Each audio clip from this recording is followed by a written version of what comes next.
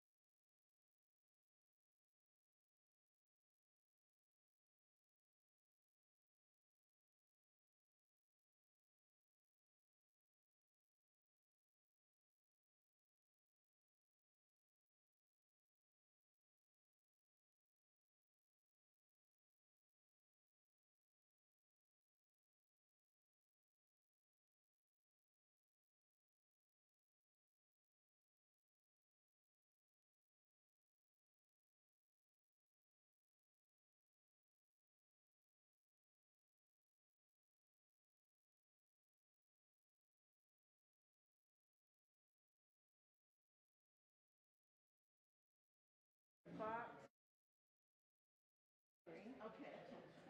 Yeah, take the whole thing. Take the whole bag. And my phone won't ring in here. Okay. Testing. Good morning. Welcome to the, nope, I don't think it's on. Good morning. Welcome to the First Unitarian Church of Hamilton. Testing, testing.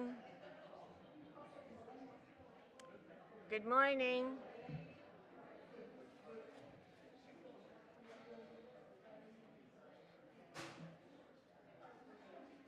Am I turned on yet?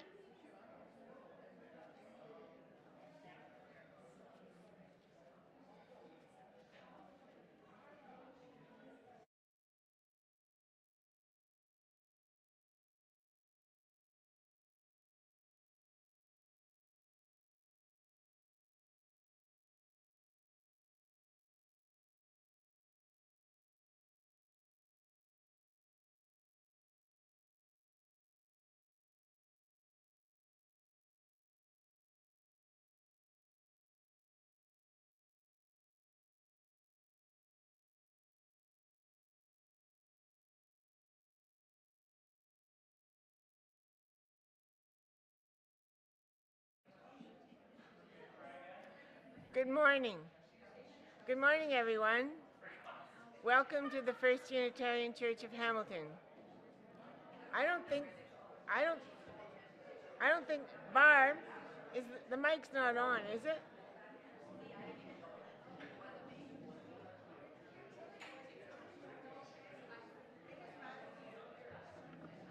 Testing, testing.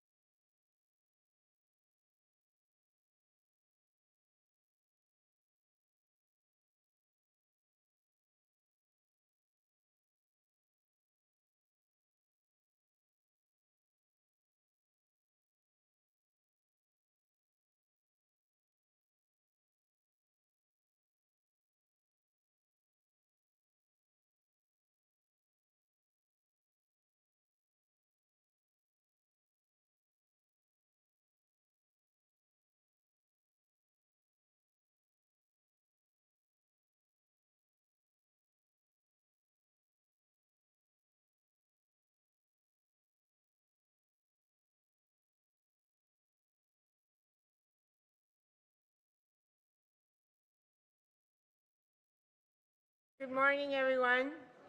Welcome to the First Unitarian Church of Hamilton. Woohoo! So, okay.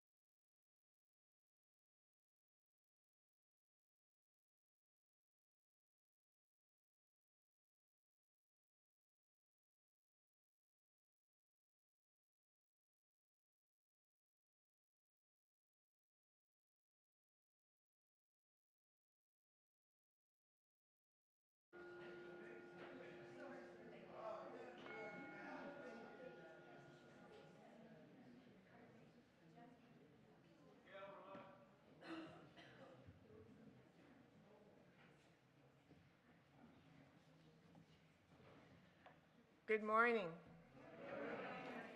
Welcome to the First Unitarian Church of Hamilton. We welcome you here in the sanctuary and those of you who are online and families who are with Jenny in Family Chapel this morning. The online folks are muted, and I ask that you turn your cell phones off unless you're using them for the hearing loop. My name is Gail Rappolt. My pronouns are she, her, and I'm this morning's worship leader. Each Sunday, we acknowledge those who have worked to help bring you this service. This service, from possibility to practice, is produced by the Canadian Unitarian Council and revisits Reverend Ray Drennan's 2004 Confluence Lecture, An Idea of a Possibility, with insights from the current CUC staff about how to bring that possibility into practice. And we'll be moving back and forth from those video links to the choir, to hymns, to me, and we'll just do our best this morning.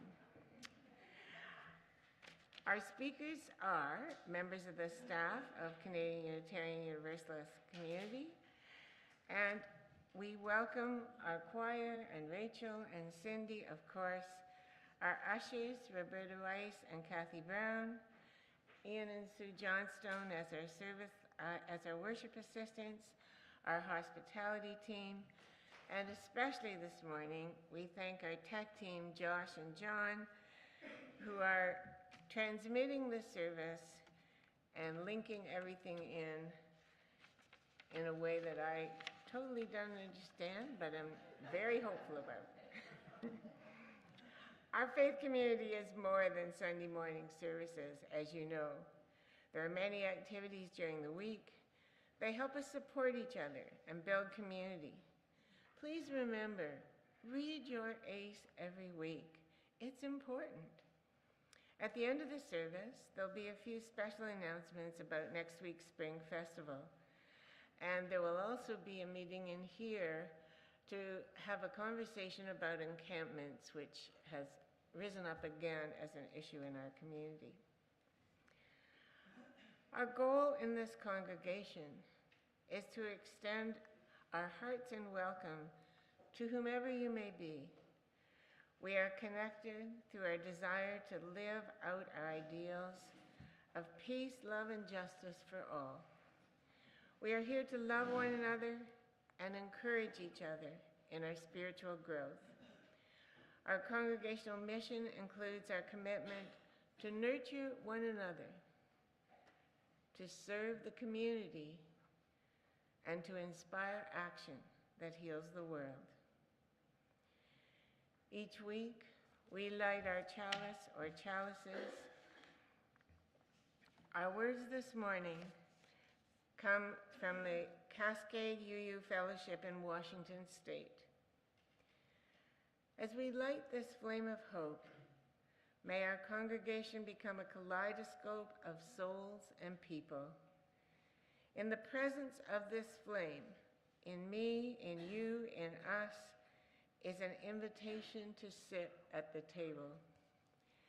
May we tend our soul fire through these challenging and trying times to open the hearts and minds of all who enter our doors. Please join me in our chalice lighting words. May this flame be our light, our friendship, and hope.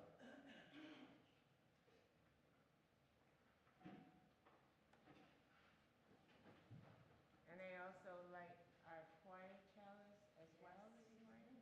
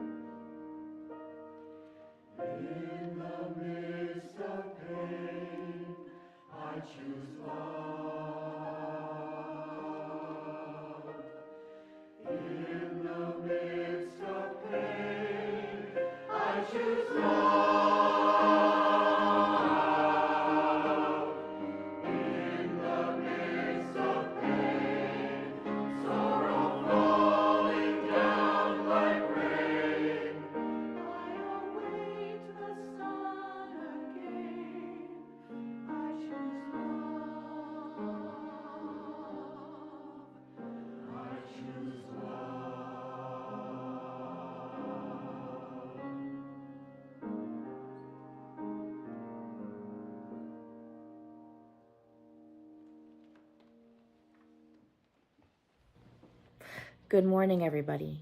My name is Camelia Jahanshahi, and I am the Dismantling Barriers lead for the CUC. I'm here to offer you a land acknowledgement to start us off this morning. So I'm going to invite you to get comfortable and take a nice deep breath as you listen. We are all residing on what are traditionally indigenous lands. One small effort we as non-Indigenous people make in our spaces is to open up with a land acknowledgement. This is a practice we take part in because it calls for us all to think about where we are physically, what the history of that land is, but also to honor the relationships we have with our Indigenous neighbors. By examining our inherited history and understanding its current state, we practice saying the names of the land and the peoples whose land we are occupying in an attempt to become better accomplices to our Indigenous siblings in the struggle of the land back movement and to uplift the need for Indigenous sovereignty. I am speaking to you right now from Montreal, on the lands of the Anishinaabe and the Kanien'kehá:ka people, members of the Haudenosaunee Confederacy in a city called Tiohtià:ke or Munyan. If you know the names of the land you're on, I encourage you to write them in the chat. If not, I encourage you to look it up on native-land.ca. We do this work because it helps us to honor and support the work of Indigenous peoples. The Americas we know are built on violence and erasure, and we bring these histories with us. Those native to this land, Indigenous people from other territories, as well as white settlers by conquest, and those of us who have come here by force or otherwise as a result of enslavement, colonialism, imperialism, and ongoing wars. When we enter any room, we must bring these histories into view. And when I talk about the land back movement and Indigenous solidarity, I am speaking locally, but I am also speaking globally. None of us are free so long as some of us are left behind. With this knowledge, we enter, we meet, and we uplift in the hopes of making a different world. May this land acknowledgement encourage us to think collectively in this work. With this, I close out this acknowledgement in an understanding that while it is important to do so, it is not the end-all, be-all of this work. And I thank you for your patience, your time, your presence, and your openness of spirit.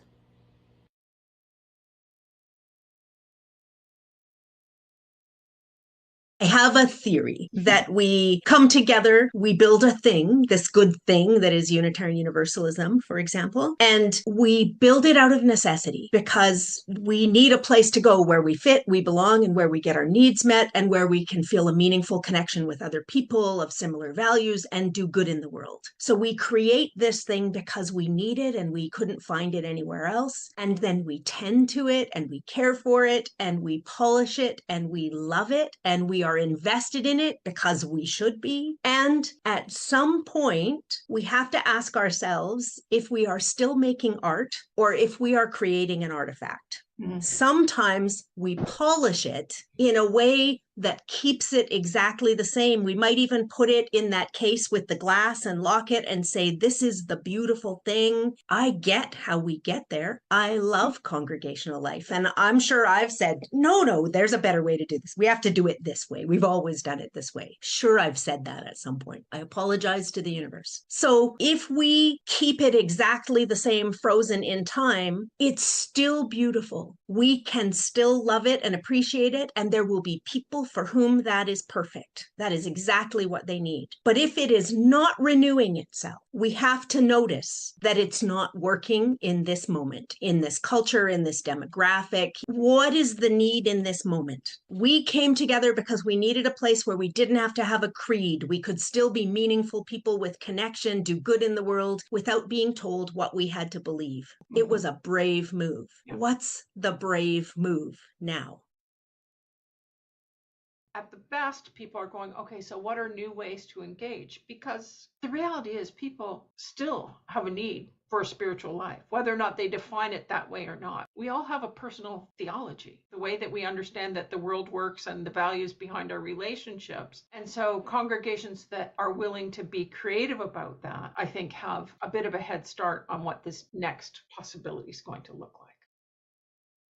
What are the real needs you're meeting? Now, this is for real people who are hungry for something. They're really hungry for genuine community. They're hungry for creative expression. They're hungry to remember what really is important to them. And then to say, what I offer feeds that. If you can't generate the goosebumps, if you can't generate the emotional energy for that, then maybe your ladder is up the wrong building. Or maybe it's not a ladder you need. Maybe it's something completely different. Every time I hear someone saying, oh, but we need diverse things and we need something that will meet the future, and as things are changing and we need to create those things, I think, but they're all over the place. You're just not recognizing. It feels like someone is looking at a field of wildflowers and saying, how come nothing will grow here? And you're like, well, nothing that you're thinking about as a flower is growing here, but you're thinking these are weeds. These are not weeds. These are flowers. That willingness to show up and like actually really hear each other's voices. Everybody coming to the table to have a conversation is critical and central to the possibility of that co-creation.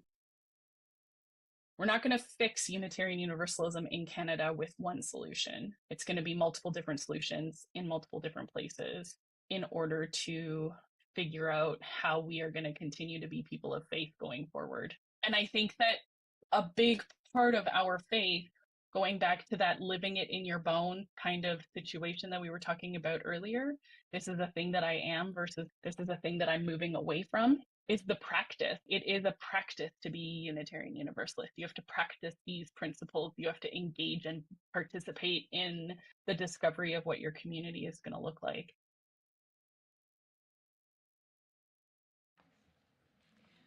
Please join us in our opening hymn, 188, Come, Come, Whoever You Are. All right, everybody, we're going to sing this together 3 times. And hey, choir, if you want to do the round after we sing it together 1 time, that would be great. I'll cue you when you come in. You want to join me? Here we go.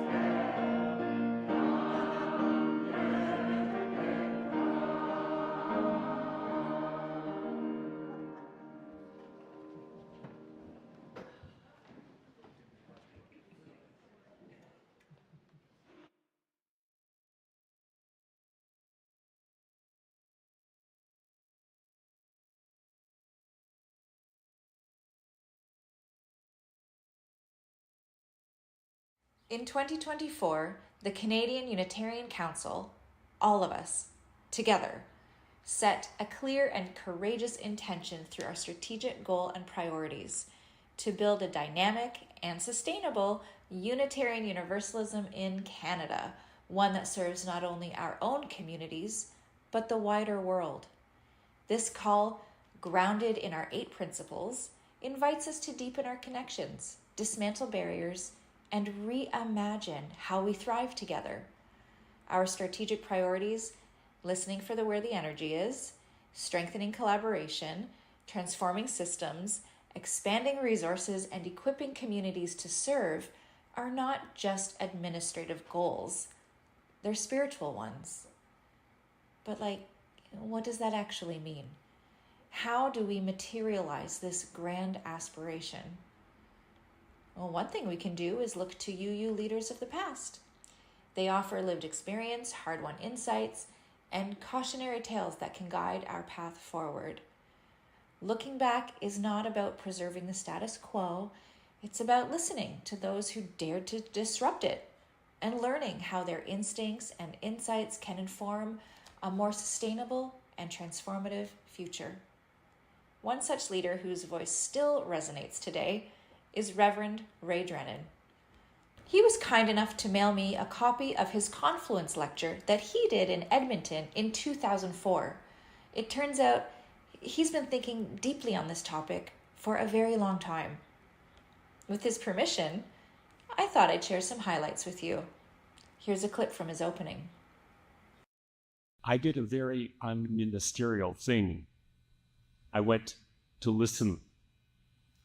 I asked a lot of people what makes Canada, Canada, and what makes Unitarianism north of the 45th or the 49th parallel Canadian, much like the CUC Principles and Sources Task Force is now doing. Some people answered very personally, while others, claiming to speak for all, actually spoke for their particular spiritual, social, political subgroup, which they believed to define the center. Whether humanists, cosmologists, NDPer, environmentalists, pagan, or Christian, each tried with varying degrees of eloquence to define the challenged center. Neil Basundat said something like that about Canada itself. It was, however, Gilbert Bouchard, right here in Edmonton, who won the prize in my books. He answered, Canadian Unitarianism is an idea of a possibility. Thanks, Gilbert. Your answer resonated with me and has stimulated more than a little reflection. From there, Reverend Drennan presented us with paths forward if we were to truly become an organization that belongs to the future. On the first path, Unitarianism would stop pretending to be a catch-all for liberal values and instead fully embrace its reality as what he refers to as a value tribe, a group of people bound by shared ideologies, social stances, and cultural traits. Drennan suggests that rather than feeling guilty about being exclusive, UU communities could intentionally deepen their ideological commitments, becoming more countercultural and radical, even revolutionary. Here's Ray. Let me be bold for a moment. I would suggest that if we wish to remain a cultural, value-specific tribal religion, then we will need to move to an even less inclusive position. Yes, you heard me correctly. To a less inclusive position. We would need to become a more exclusive and more dissonant or radical value tribe. We would need to sharpen our social and political positions, moving from mildly liberal to counterculture or radical. To some, I know hearing this feels pretty good. The more radical, the better. But in the end, Drennan warns against becoming an exclusive value tribe because it ultimately limits growth, diversity, and sustainability.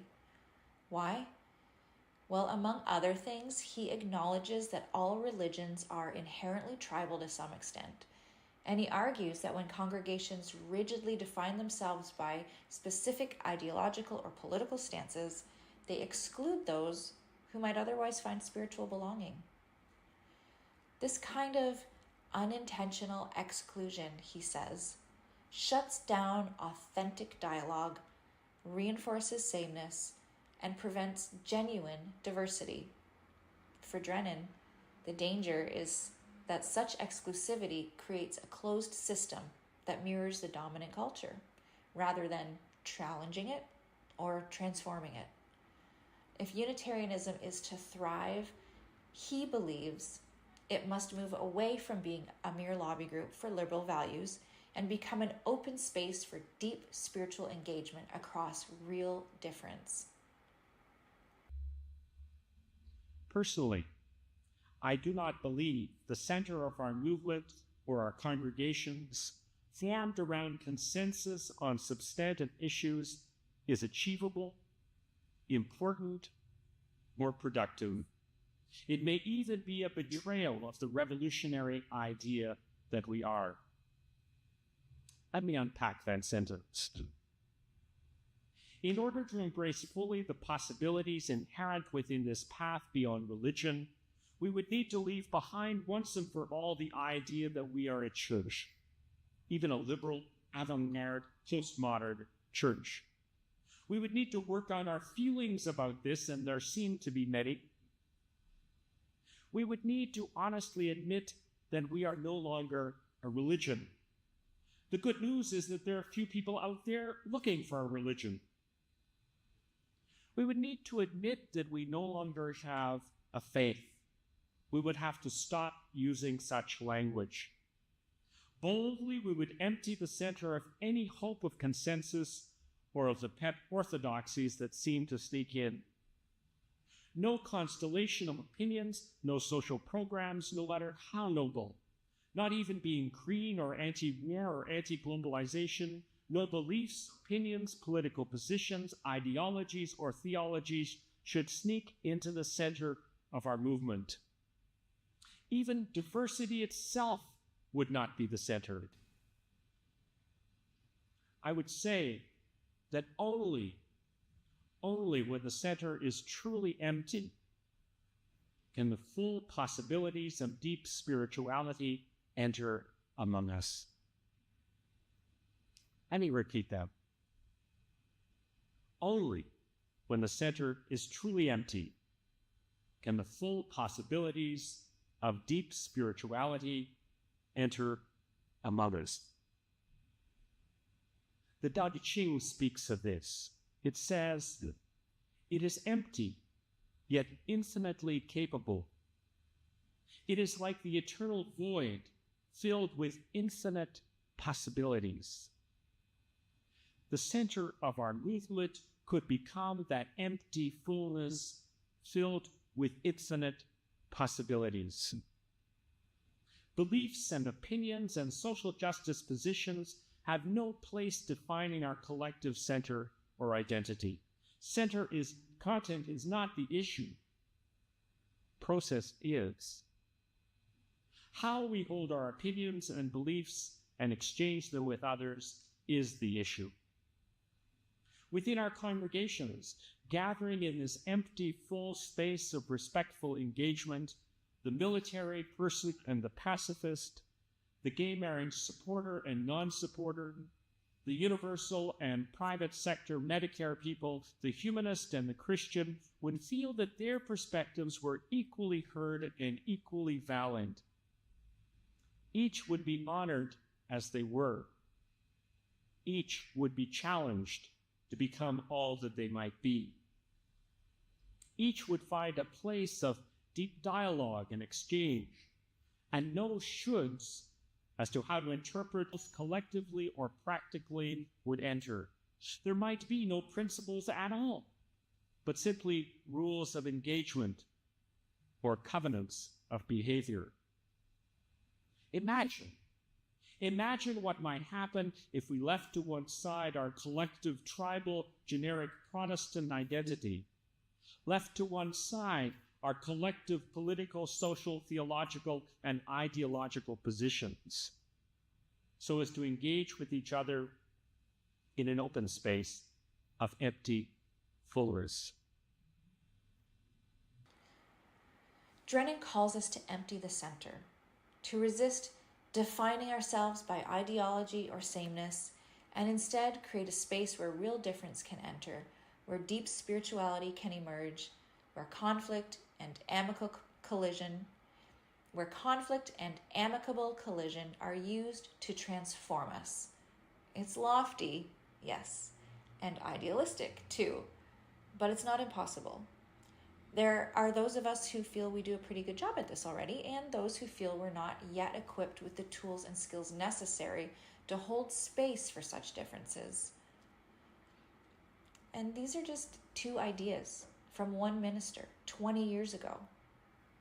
What's so inspiring about the lecture, and you really should listen to the whole thing, is the idea that we're not bound to a UUism of the past.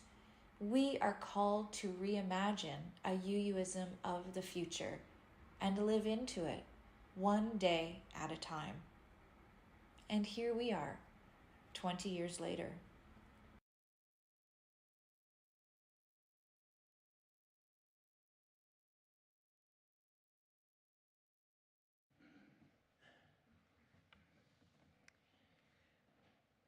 We give financially to sustain this liberal church, but we also give our time and support to its events.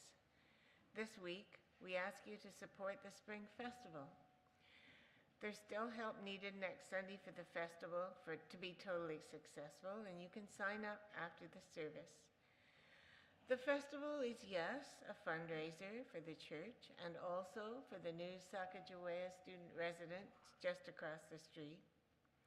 But it is also a community builder and a fundraiser. So as we listen to our choir sing Sure on This Shining Night, place your offering in the basket, and while you do that, think about who you might bring to next week's service and festival. Put the possibility that they might love this community into practice. We will now receive our offering as we listen to our choir.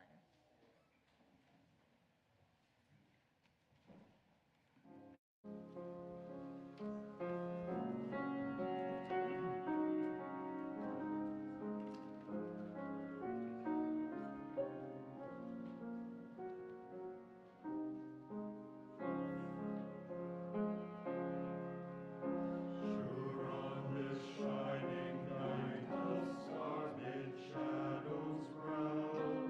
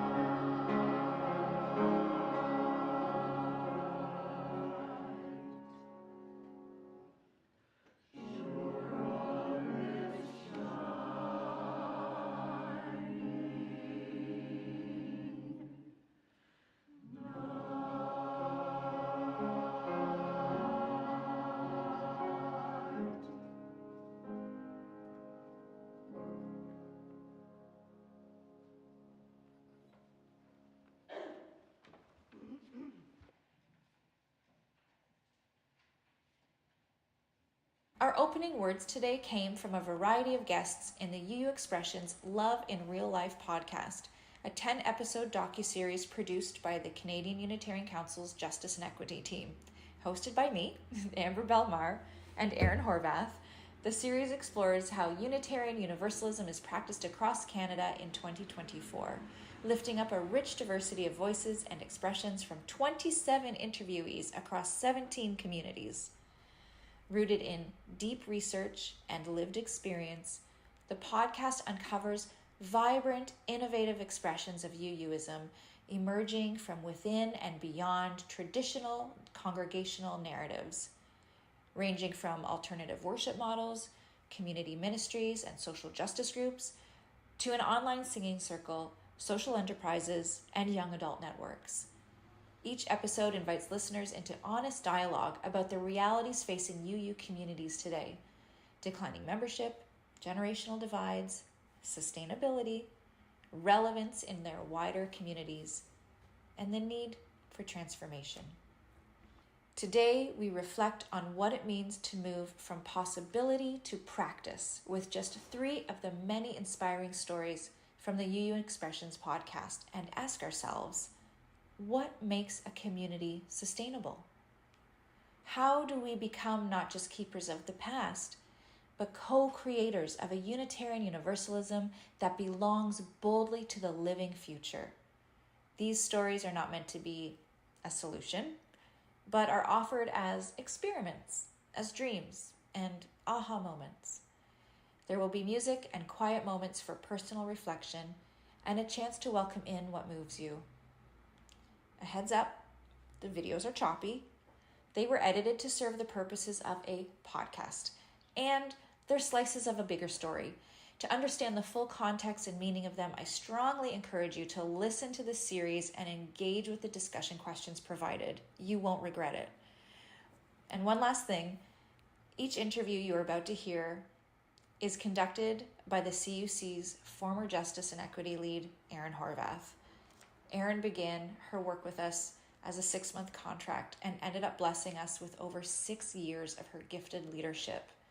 Her insights, creativity, and generous spirit have been integral to our journey toward full inclusion, sustainability, uncolonizing, and so much more. Aaron will be missed, and we're deeply thankful for her contribution to our community. Let's get started.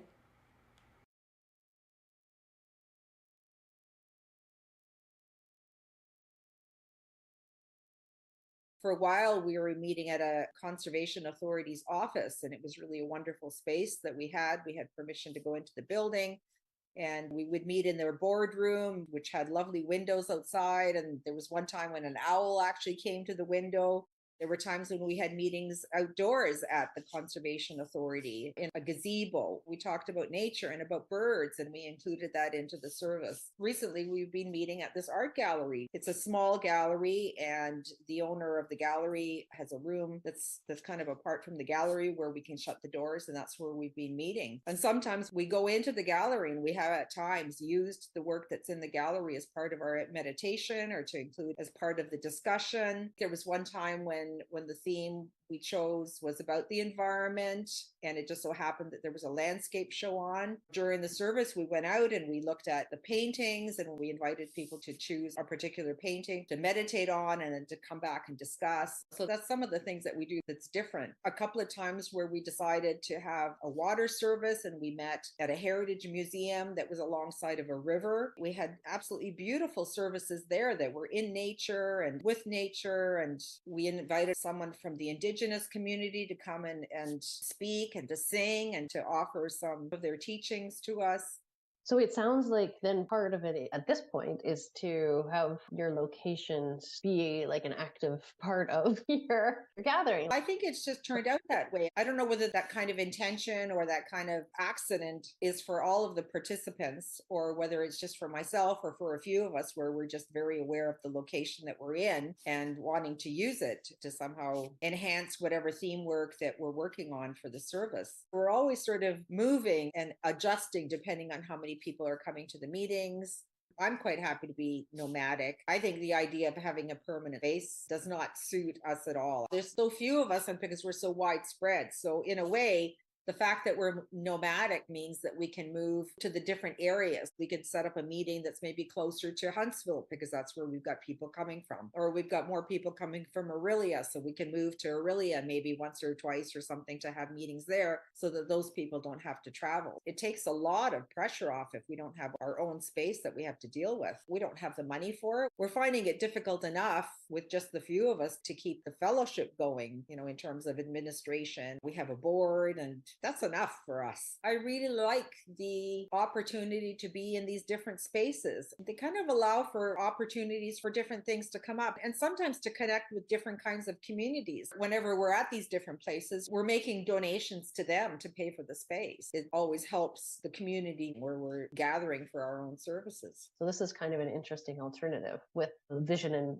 passion put into, you're not just choosing any old space. It sounds like you've had the art gallery and the conservation authorities and other religious community or whatever, right? These are interesting things to me. You're creating events and the events have an overlap interest, and then you engage whoever wants to be engaged. Another option would be other nomadic UU expressions. Right. Like that expression becomes a thing, right? And so then now these groups that are also nomadic UUs create some sort of a board or whatever it is, right? To make life easier. And so then it doesn't matter. You can be from all across the country, but then you have these connections. This is where, trying to do an inventory of what's already happening to know how many other groups are there like yours. And maybe there's some people that are meeting in not congregational buildings, like not church buildings, but haven't really thought about it as being a ministry or as being an expression or whatever terms that they put, but to be in a community engaged, nomadic expression. The community developer in me, I see like only possibilities when I look at something like that, because I highly value community connections and the benefits that happen when you spend your time really understanding someone else's world, and that you could end up being a group of people who end up knowing a lot about the local community and have like these really deep meaningful connections. And maybe the collective expression looks more like once a year inviting all of these people that you've made connections with to come and have a shared potluck meal in your whatever shared space. You have 50 people or more people, right? These are all the different groups that you've chosen to intentionally connect with over the years. And then you facilitate a social gathering where the congregational folks are meeting up with the Heritage Museum people, who are meeting up with the women's group collective that started their crafts thing on Front Street, or all the different things that you become connected with. We're always hoping to reach more people. We do have some new members. One member that actually came from another congregation from across Canada. They've moved. So it's not like we're bringing in some new people to UU. We always believe that there are people out there that are in their hearts UUs, and hoping that we can connect with them and bring them in to join us. One thing that I would say coming out of this conversation with the nomadic UU expression, a possibility is not necessarily trying to bring in more UUs as much as it is that idea of your group connecting with these various aspects of the community intentionally. And depending on how you do it, you might stay 3 months in one spot, but then deeply engage with the people in that organization or whatever, right? And then, like I said, if you bring people together, then it's almost like when they're connecting with you, they're connecting with this vision of the communities being interwoven. This idea that we all are interconnected, one of the UU values. It's a way of bringing that value to life. So you're not just bringing like-minded people, same people together to be UUs in this one way, as much as it is saying we are interconnected.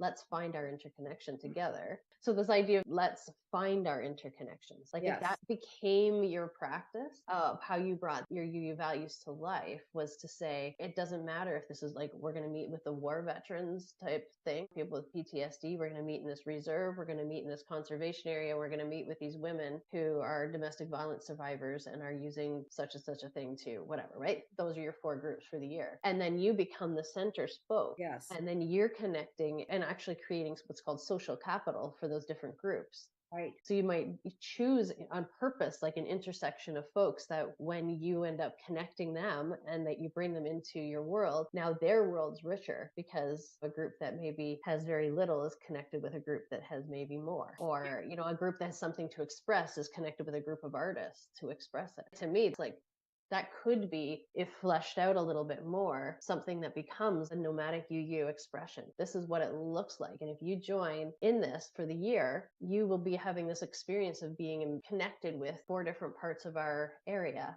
and learning and being and whatever. Like, I would sign up for that. Shoot, that sounds fantastic. I'm actually really excited about it. Thinking about our nomadic approach, I don't think we ever quite looked at spaces that we go to intentionally. And I do think that when you talk about community outreach, that's an example of where you could have for a time or forever, whatever it is, people coming on board because they too have helped shape who these 4 will be and they're invested in it. And so it could be a totally not currently a UU person. That would become irrelevant. You might have 15 additional people come on board to have the experience of learning and talking about it. And then when you're meeting, you're not just necessarily meeting in someone's space, but you're hearing from them and you're building relationships. And then say you're meeting on a reserve, right? And you start to build connections, relationships intentionally. Then if you do it so it's not too far away, then you might also invite those people to come and be with you when you meet with the next group. And then you start to create this collection of people as opposed to only seeing yourselves to go connect with them. This idea of the regional hubs, that's really cool. And that could be really helpful.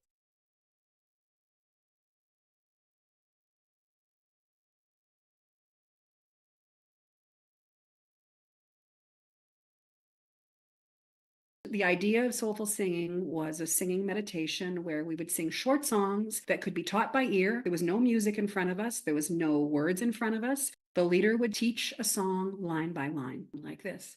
It's good to have a song or two when the roads get bumpy. It's good to have a song or two when the roads get bumpy. Good to have a song or two, oh, on this journey. It's good to have a song or two on this journey.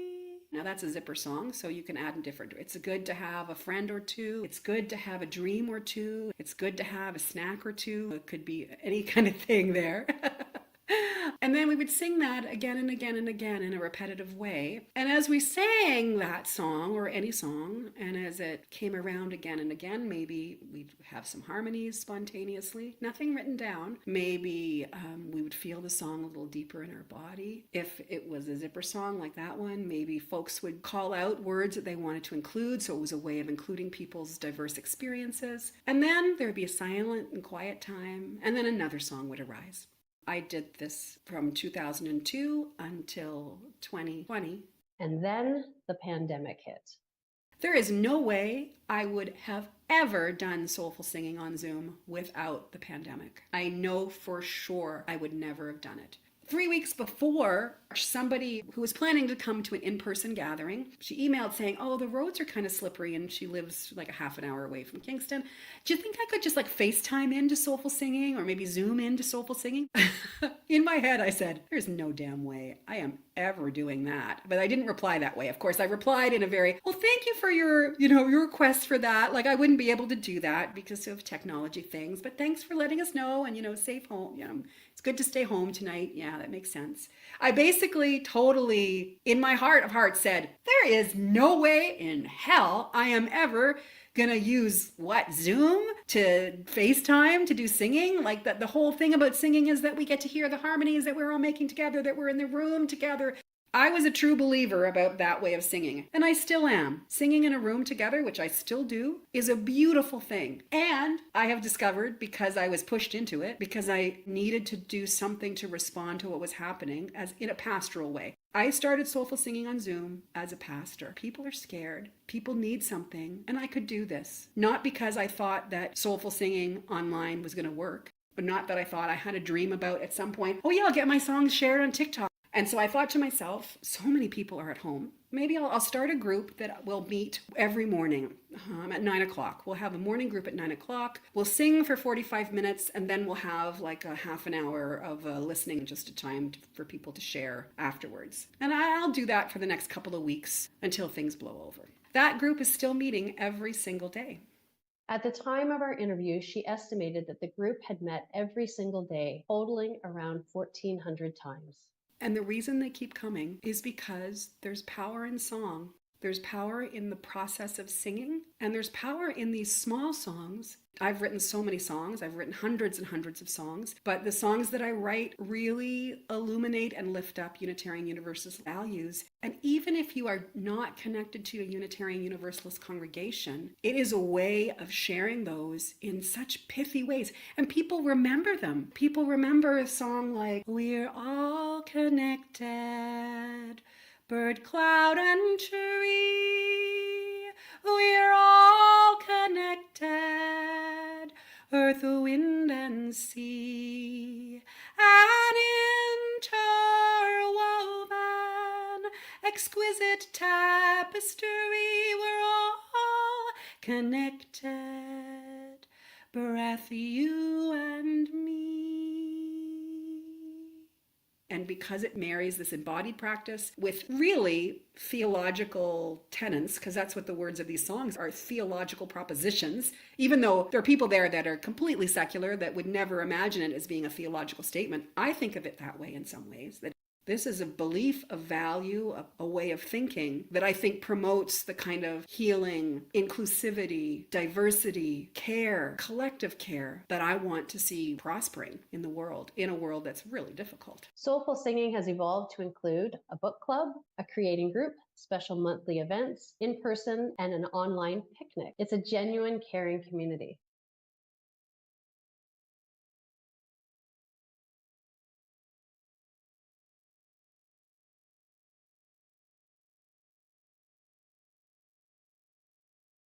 I'm just thinking about this group that I'm going to interview later on this week sometime, and they're young adults that are interested in social justice. Is there any way for them to be connected to CUSJ without, like, they're going to have a totally different way? Like, if they used Robert's rules, I would be astonished, for example. We don't use Robert's rules. Oh, we do. We don't officially. Well, no, we have motions and seconds and all Yeah, that. any of that stuff. I can't imagine that would be their cultural way of meeting. Is there a way where there's a merger here where there's almost like a handoff of CUSJ to say, here's the entity, it's a legal entity, you don't have to form yourself now, but you might change your bylaws and you might do. We'd love to do that. Yeah, we would love to hand it off. And what did I say? That we can learn from each other, because we are never too old to learn. We are learning all the time. And to learn a different way of doing it, who knows? Maybe this other way of doing it is better than the very rigid way of motions. For legality, it is possibly necessary. I don't know if it is. Well, you have to have a treasurer. You have to have somebody who's going to be making the agenda. Yeah. You have to have somebody to do the secretarial work, keep track of what's going on. The legal requirements for a not-for-profit is probably quite rigid, but maybe I'm totally wrong. And that would be good to find out from them how they are doing it and how they are legally involved in these things and go from there. But we are here. The wheel does not have to be reinvented all the time. So, I mean, it is a shame. But on the other hand, that's life. Maybe we are outdated. We are the dinosaurs, and the new group, the mammals, come and we are very successful, right? Something like that. The problem is the structure sometimes gets in the way. The problem is also we have done it always this way, so we will continue to do it this way, and that is a very dangerous precedent. Well, yes, and then in the case of these young adults that are organizing, right? This is like a very personal, this is their friend that they're organizing around, that story, that influence. And so when we talk about them wanting to make an influence, they have probably little to no money to do anything to do with that. Like, so they're starting from the beginning, but they have a deeply personal thing. They may not take on all of the issues in all of the country, in all of the world, but they're starting with something that matters a great deal to them. And so as I'm talking to you, I don't have any outcome required of this. It's just, I'm curious. I'm like, well, is there anything that can happen in this regard to fertilize this next generation of young people? Because they're not going to spend all their time figuring out all the logistics. The younger people are about relationship, typically, not all exclusively, but they're highly motivated to do things relationally. And then, of course, they use totally different streams with the social media and all these various other channels to enact change. But many of them have said that they have a reverence for the activists that have come before them, and they don't want to cut that off. And they see that as like their elders that could be mentoring and teaching. But right now, there's a disconnect. I brought up ideas to the chairman of the board at First Unitarian Church in Toronto, and he accepted anything I wanted to do. He said, go ahead and do it. All you can have, you go ahead, just do it. And I was so inspired by that. I said, well, what the heck? We organized things, got ourselves in trouble in a little bit, but we did it. We had the support of the congregation, even if it was just the board. The problem is elders. Sounds like we will have the wisdom. Well, we don't. We don't have. We are still young ones inside of old bodies exploring what can be done and never know exactly how to do things. It's still here and there completely new to us. There's some same old things, of course, but we don't want to go that route all the time because it's kind of boring. To have some renewal and so forth would be very healthy, and we certainly would be looking forward to such a thing. It was so inspiring for me to have an adult tell me, go ahead, try it, do it. Here's some money, do it. And in most of my life, you go to adults and ask them for help or something. They have nothing but roadblocks to say, oh, you can't do that because of this. You can't do that because of this. There's this problems. We always did it. Yeah. Whereas the Unitarians, that was my inspiration. I said, oh, wow, we can actually have an overnight thing with the kids from all around the United States, that St. Lawrence district and Hamilton, and we could stay overnight in the church, and all I had to do was be there. It was fantastic.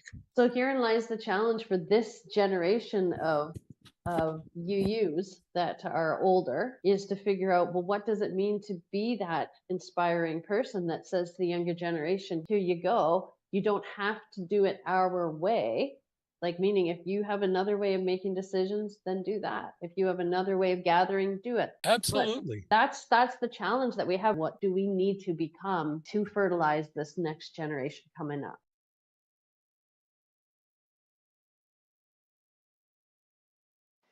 In a house which becomes a home, one hands down and another takes up the heritage of mind and heart, laughter and tears, musings and deeds. Love, like a carefully loaded ship, crosses the gulf between the generations. The poem, Generation to Generation by Antoine de Saint-Exupéry, reminds us, if we need the reminder, of the many ways we are connected to one another, of interdependence. Love, like a carefully loaded ship, crosses the gulf between the generations. Let us pause now and remember that lives are lived in the spaces amongst and between us. The elders among us, those who consider themselves new, those who are young, and longtime UUs, we all have hopes, dreams, heartaches, and joys. So let us honor the lives we live now in this moment. Let us breathe in and out, and in and out. And let us now, in this moment, remember love, so that we are able to navigate our differences and our similarities with love, always with love.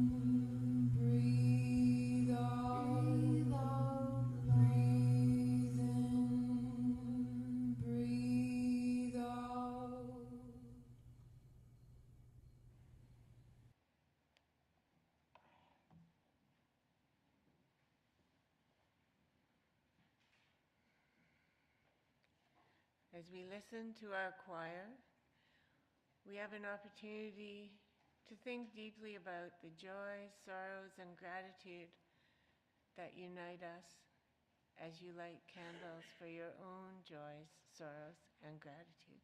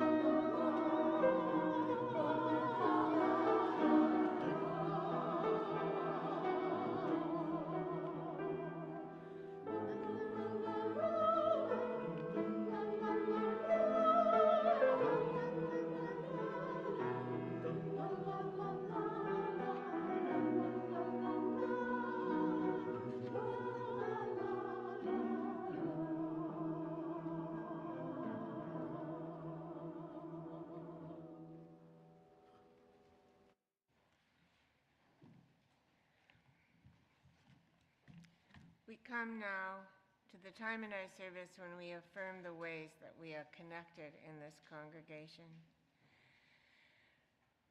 We care for each other in community by sometimes sharing the joys and sorrows and things we're grateful for, and sometimes they are too tender to share just yet, and we hold them within us.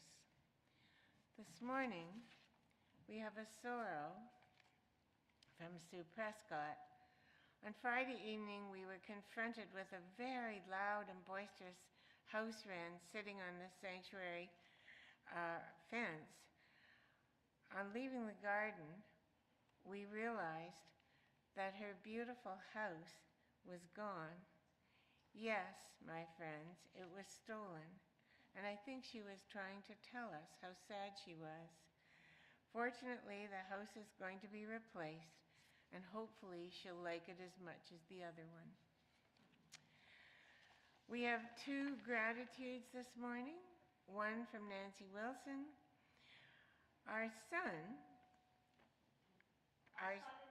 son-in-law came over yesterday and took down our old rickety, terrible fence.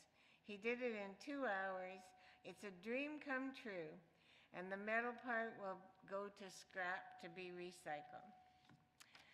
And we have a gratitude from Nancy Kumpf. Tom and I are grateful to our vet and our vet staff at the Animal Emergency Shelter Hospital who kindly and gently helped us say goodbye to our precious cat, Bart.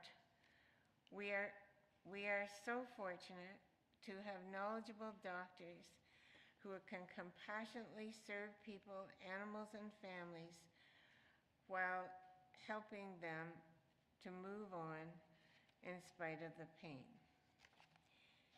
And then we have a joy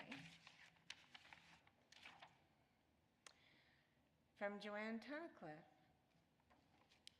Tiny leaf miner and loper caterpillars are everywhere in the garden, everywhere. These are essential to feed baby birds. Rejoice, our wildlife habitat is working. And now, Rachel, I'll ask you to do hymn 1028 as much or as little as you think is appropriate. How about we do one verse? Okay. Are we all up for that? Yes. Let's do it. I recommend 1028. Let's do this.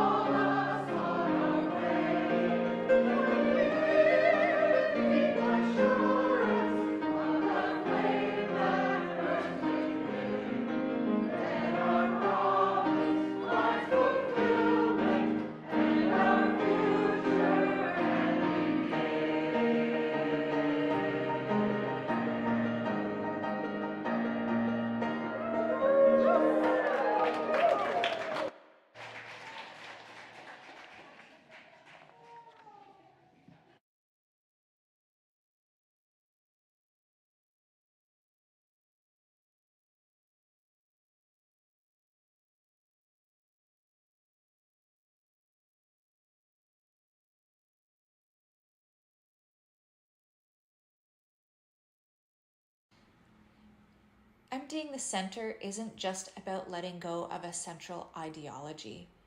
It's about releasing a central form. The traditional congregational model answered a need for many when those congregations were formed. Today, wise congregations are considering the full breadth of Unitarian Universalist life in Canada and taking into account absent generations and the broader cultural decline in organized religion. Our movement wants to thrive in these changing times, and we recognize that religion is changing shape. Across the country, within and beyond congregational walls, new expressions are emerging, raw, relational, experimental, and deeply grounded in our shared values. If we can broaden our interest and attention toward resourcing this living, growing ecosystem, we open the possibility of not only surviving, but thriving together. With a blend of courage and creativity, we can be a faith that truly bridges difference, both in theory and in practice. When we release our values into the world, we can become a center of dialogue, a creative hub, a safe haven, a transformational space, a purposeful collective, a learning community. It goes on. If we're willing to imagine ourselves more expansively, embracing the many and varied ways that Unitarian Universalism is emerging, anything is possible. Our closing words come from Ray's benediction, followed by music and an invitation to coffee hour.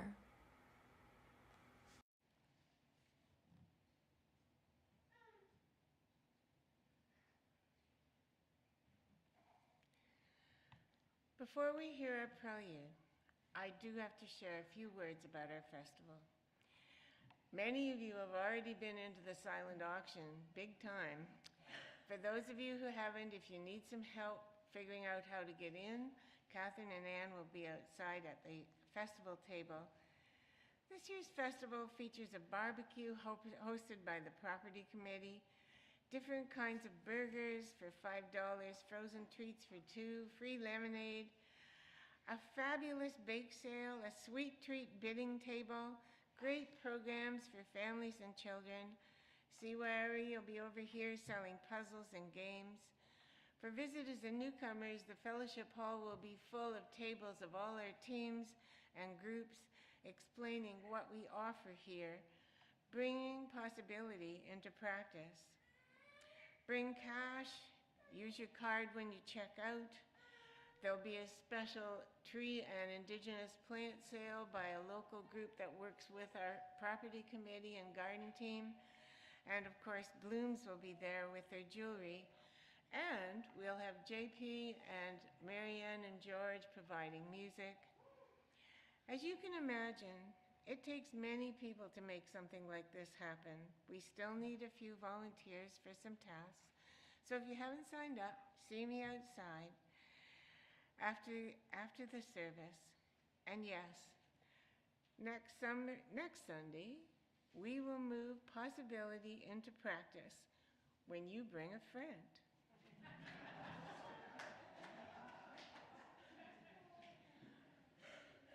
I extinguish the chalice to close the service, but not the flame that burns in our hearts until next Sunday.